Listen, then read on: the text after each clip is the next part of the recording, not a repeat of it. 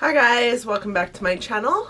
Welcome back to another episode of our palette roulette series. For those of you new here, my name is Donna. Hello, so much welcome to my channel. And for those of you not new, thank you guys so very much for continuing to come back and show your support for my channel. I just love all of you so very much. Today, we are going over the Natasha Denona Sunrise palette. This is the palette that my app chose for me last week. For those of you unfamiliar with this series, I will go ahead and link my very first palette roulette videos up here so that you guys can get familiar with the series if you so choose. If not, also all of the videos in this series are down in my information box so that you guys can see what this series is all about. But basically it's me using one palette for a week that I let an app decide for me, and then coming back to you and going over the palette that I used, showing you swatches, talking about the colors or the shades in the palette, what I learned about the palette, and then choosing another palette for my new week. So thank you guys so much for joining me today again. Today we are going over the Natasha Denona Sunrise palette. This is, I think, the third Natasha Denona palette that I have had so far in this series. I think I only actually have one more, maybe two more, one of which is a mini that we haven't gone over yet. So this is what the palette looks like on the outside.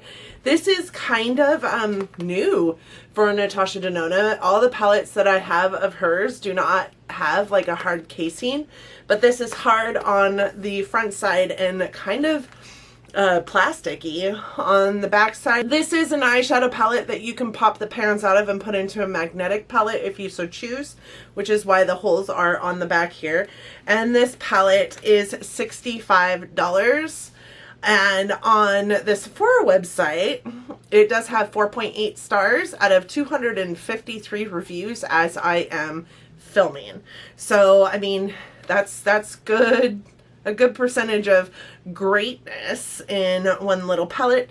This palette does have 0.67 ounces or 19.25 grams, which is just a little bit smaller than her regular size palettes. So this was a new format for her as far as palettes go. It is a little bit smaller. I'll go get one of my other ones so that you guys can see the comparison. So this is the Natasha Denona Lila palette, and this is the Sunrise palette. As you can see, it is just slightly smaller. For ounces and whatnot, this palette does have, and most palettes like it, do have 25 grams of product in it, and each one of the pans in here is 0.08 ounces. The weight of this one says that each one of the pans has 0.046 ounces, right? 0.045 ounces. So each pan in here is about half the size of the pans in this size palette, which honestly I'm okay with. I feel like this is a normal size palette compared to the giant pans of, say, the Lila palette. This is what the pans look like in the Lila palette, and this is what the pans look like in the Sunrise palette. They're just a little easier to go through. Natasha Denona shadows, because of the way they are made, do tend to expire more quickly than some of the other shadows that you might get in, say, like a Too Faced palette or even a Pat McGrath palette. So I feel like this is an easier palette to maintain in a collection. So this is what the outside of the palette looks like. It does have this really like nice magnetic closure, which these palettes are more of like a foam, and they have a magnetic closure that's really nice, but it is not unheard of for these little magnets to come out and actually stick to the other magnets on the other side. So I am kind of a lot more appreciative of this palette style. You open it up, it does have a nice mirror in it, and this is what the shades look like in the palette. Is a nice, really sunrisey shade selection. The only thing that I don't think is really sunrisey are these like more neutral shades over here by looks of the palette, but it does bend back quite a ways, so you can use it really nicely for travel, use this giant mirror for doing your makeup when you are in places that you maybe don't have a great mirror. Great lighting is what I'm typically used to. Like, I stay in these hotels that are amazing, but their lighting in their bathroom is horrible, so I will actually use the mirrors on my palettes to do my makeup over near the windows for all the natural light. This is a cruelty-free palette. There are 15 shades in this palette, ranging from duochromes to mattes. So there are 3 duochromes in here. They are Awakening, Aster, and Azalea. And then there are 5 metallics and 7 mattes in addition to those 3 duochromes. This palette has great opacity. I feel like all the shades in here, except for maybe Aster, are super opaque shadows. Aster has a tendency to sheer out a little bit. I think that's part of its duochrome nature. The longevity was great, 10 to 12 hours on me most days before I noticed really a lot of fading, and even then sometimes I could go in 15, 16 hours later and go to take my makeup off and really not notice much of a difference between me first applying the shades to my eyes and me taking them off 15 hours later.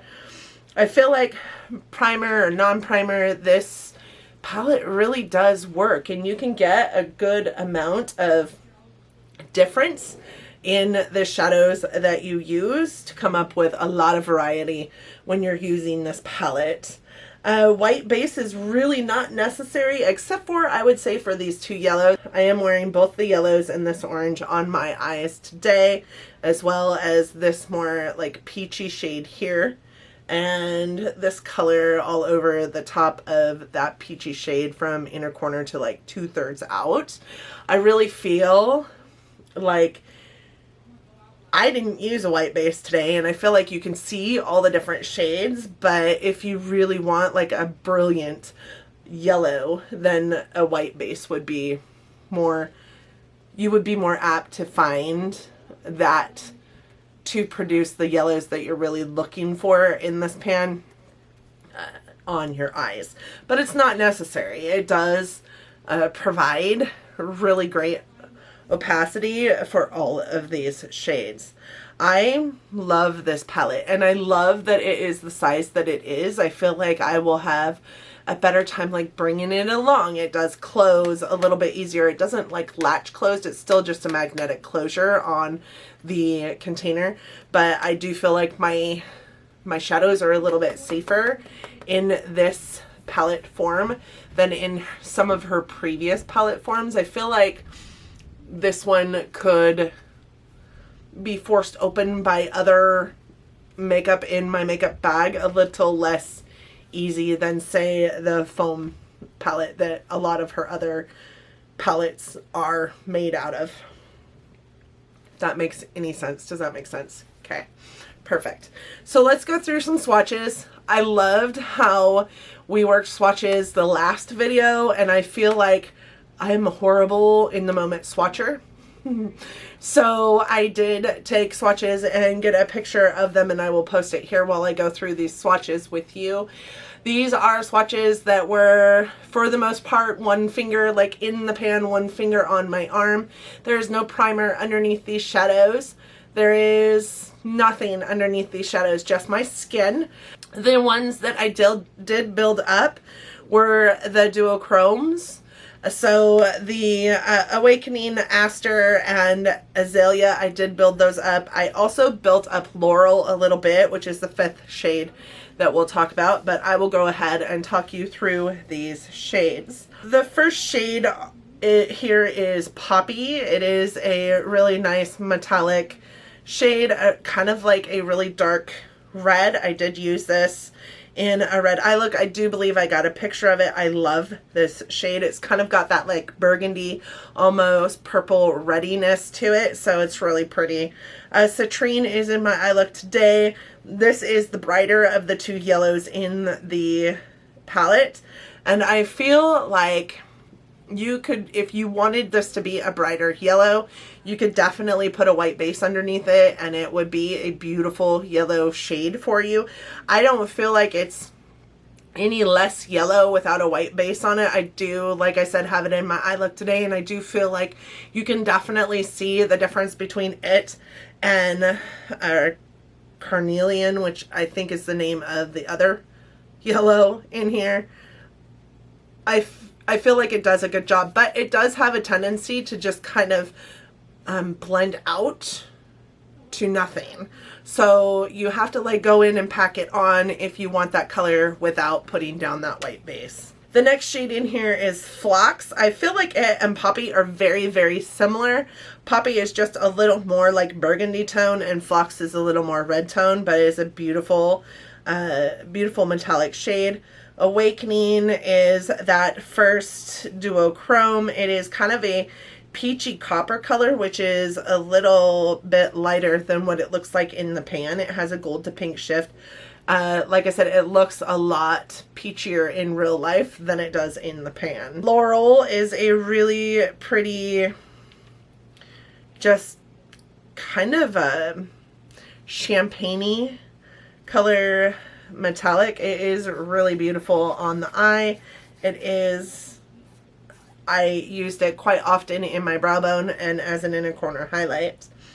Then you have Aster, which is your next duochrome in there. It is very much a purple in the palette that has kind of this blue to violet shift, which I can appreciate because we have what we call cotton candy skies here, and the skies are very like blue and pink and just really pretty for sunrise and sunset here. And I've heard it's because we have a factory here that creates a lot of pollution and is toxic, and that's why our skies are cotton candy skies. But it really drew in to me that that perfect blend of those two shades, really, to create the cotton candy skies of what my town visualizes at sunrise and sunset. Then you have Glory, which is a really, really very beautiful like fuchsia matte. Then there's Azalea, which is another duochrome.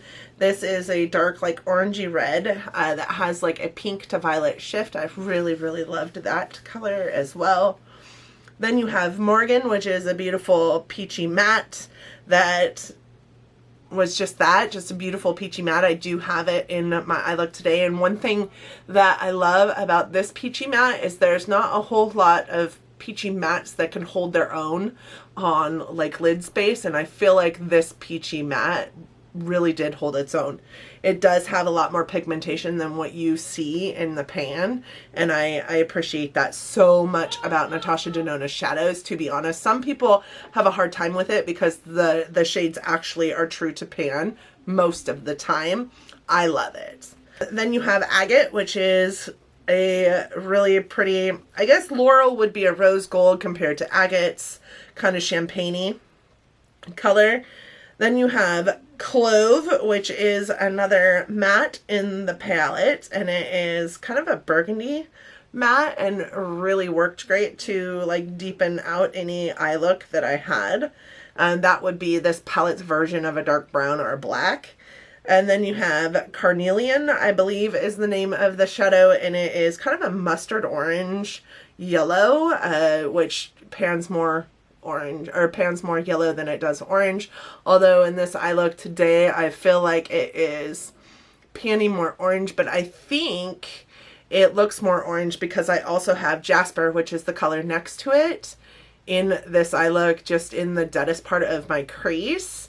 So it kind of filtered into the Carnelian shade and made it look a little more orange. Jasper is a really pretty like pumpkin, like dark pumpkin orange color that I just loved for deepening up an eye look or putting into the dead parts of the deepest parts of my crease. Morning was the shade that I used every single day as a primer setting shade. So like I would just kind of bounce it all over everywhere that I had primer, just to make that primer a little less tacky, so that I could go in with another color on top of it. But it is a really pretty creamy, like true to the inside of a peach color.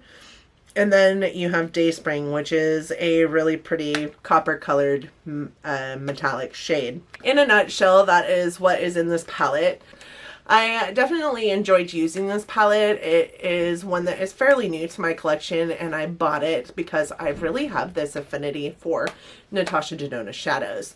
I really can't say that there is any like more luxury brand that I feel is worth the price besides Natasha Denona. Like, the textures of her shadows are just amazing and so above any other brand that I can't believe there was ever a time that I had her on my no-no list, like my no-buy, and I used to call her Natasha Denona because there was just no way I was spending the amount of money that she wanted for a palette on a palette. There was just no way.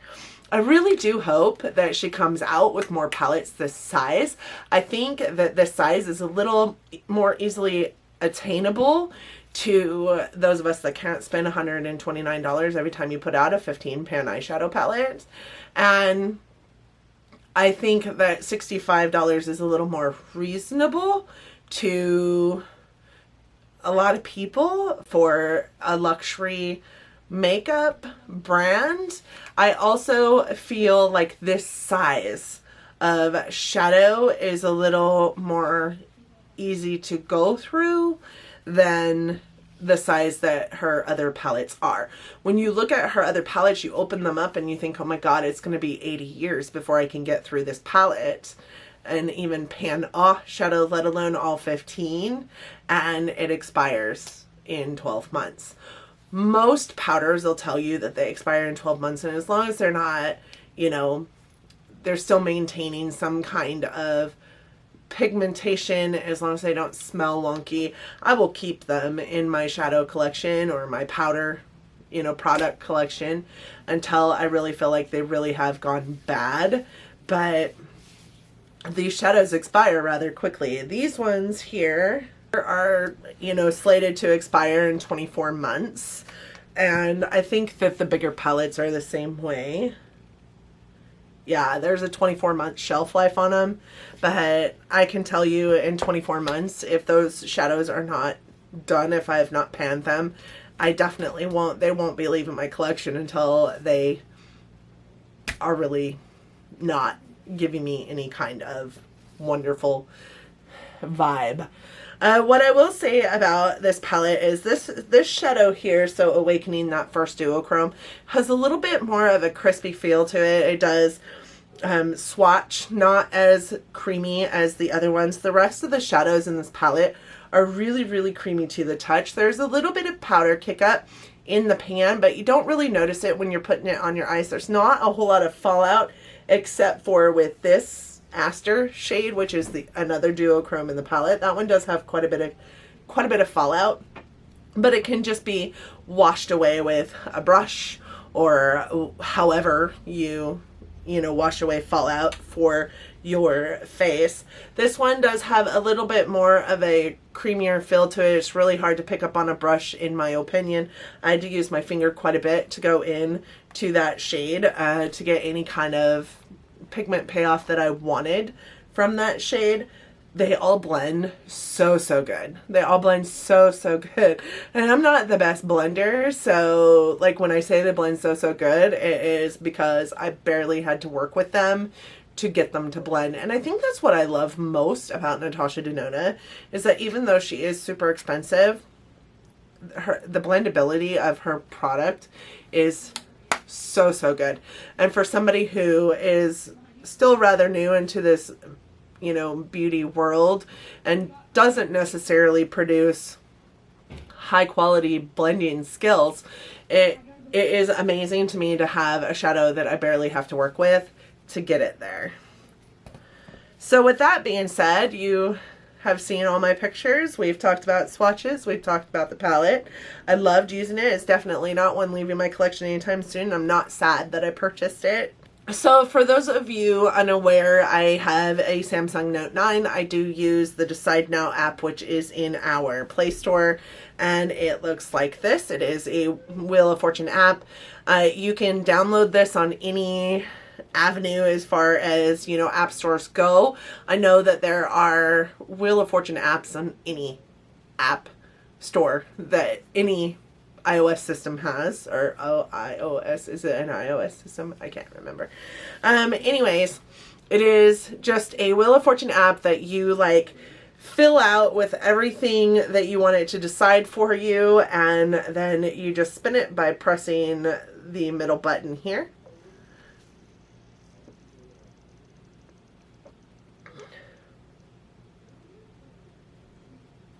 And it picked for me the Crown Glam Metals palette, which is a palette that I absolutely cannot stand. So this ought to be an amazing week. I don't know why I don't take these palettes out of my collection immediately.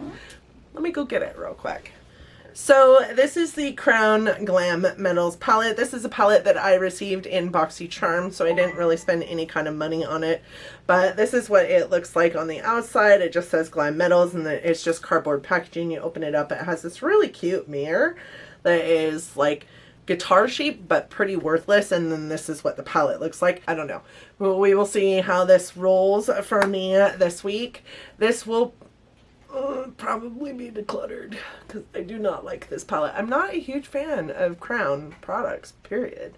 So, but if you are interested in hearing what I have to say about this palette next week, please go ahead and hit that subscribe button down there, in addition to the bell. That'll let you know when I'm uploading my videos. Typically my palette roulette videos come out every single Monday at 9 a.m.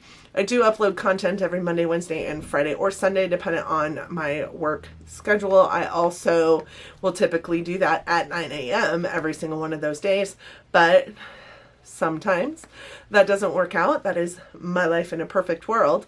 Sometimes my life isn't in a perfect world and it doesn't work out. So please hit that bell so that you're notified when I do upload. I also hope that you like this video enough that you're considering giving it a big thumbs up. It really does help us out here in YouTube Nation. And thank you guys so much for joining me today. What palette are you working on? Are you working through? Are you panning a palette, or are you doing the palette a week series like I am? I would be interested to hear everything that you have to say, or any feedback that you have on this palette or the palette that I just went over with you, the Natasha Denona Sunrise palette. Do you have that palette? I'd be interested to hear your thoughts on either one of them. And again, thank you guys so much for joining me. And until next time, bye guys. This palette has super great opacity. Start that over.